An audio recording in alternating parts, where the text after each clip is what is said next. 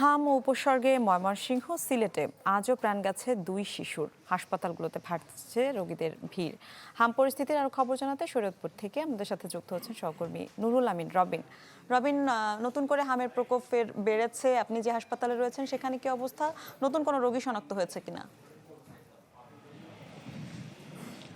মিলা, গত ঈদের আগে আমরা যেটি দেখেছি, হামের উপসর্গ নিয়ে ভর্তি হওয়ার প্রবণতা কিন্তু একেবারে শূন্যের কোটায় নেমে গিয়েছিল। তবে ঈদের পরে কিন্তু সেটি খানিকটা বৃদ্ধি পেয়েছে।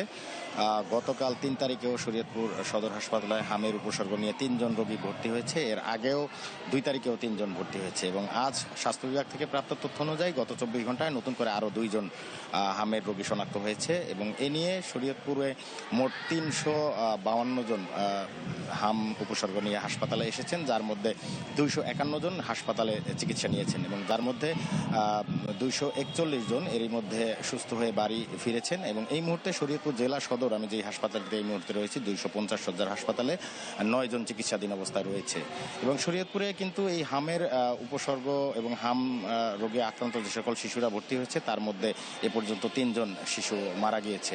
এবং হামের যেই প্রবণতা সেটি গত ঈদের আগে কমলেও এখন যেহেতু কিছুটা বৃদ্ধি পেয়েছে, যার কারণে অভিভাবকদের মধ্যে আমরা কিছুটা উদ্বিগ্নতা লক্ষ্য করেছি। তারা যেটি বলছে যে হামের টিকা প্রয়োগের পরেও হাম রোগে আক্রান্ত হওয়ার কারণে তারা কিন্তু বেশ উদ্বিগ্ন। আর শরীয়তপুর জেলা সদর হাসপাতালে এই মুহূর্তে যে 9 জন শিশু চিকিৎসাধীন অবস্থায় রয়েছে তাদের জন্য কিন্তু আলাদা একটি ওয়ার্ড করা হয়েছে হামের আক্রান্ত শিশুদের জন্য এবং সেখানে মোট 20টি শয্যা রয়েছে।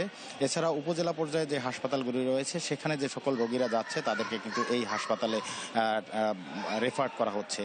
কথায় বলা যায় শরীয়তপুরে হামের উপসর্গ নিয়ে যে সকল শিশুরা ভর্তি হচ্ছে তাদের সকলকে কিন্তু এই হাসপাতালটিতে চিকিৎসা দেওয়া হচ্ছে। তো মিলা, এই ছিল আমার কাছে শরীয়তপুর থেকে হামের সবশেষ তথ্য। জি, ধন্যবাদ আপনাকে। দর্শক, শরীয়তপুর থেকে হাম পরিস্থিতির খবর জানাচ্ছিলেন সহকর্মী নুরুল আমিন রবিন।